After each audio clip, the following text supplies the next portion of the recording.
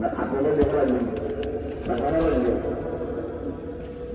মেয়েটা কেন চাইবে যে আমার আগে জান্নাতে যাবে সে কাজটা কি করতে আমি জানতে চাই। নবীজি বললেন মা তুমি জানতে পারবে। এর আগে তোমার কাছ থেকে একটা ঘটনা জানতে চাই। কি বললাম বাবা? ঘটনা হলো মা তোমাকে যে আমি একটা শাড়ি কিনেছিলাম, দিয়েছিল একটা কাপড় দিয়েছিলাম, কাপড় এই কাপড়টা কোথায়? আমি তোমাকে দিয়েছিলাম কাপড়, ওরা কোথায়? বাবা আমি বিক্রি করে দিয়েছি। মা বড় কষ্ট পেলাম, তুমি কাপড়টা বিক্রি করে দিয়েছি শুনে। মা তুমি জান্নাতে যেতে চাও সেবার আগে, কিন্তু কেন তোমার আগে আপনাকে জান্নাতে যাবে, কেন তুমি পিছনে যাবে এটা তুমি নিজেই জানো।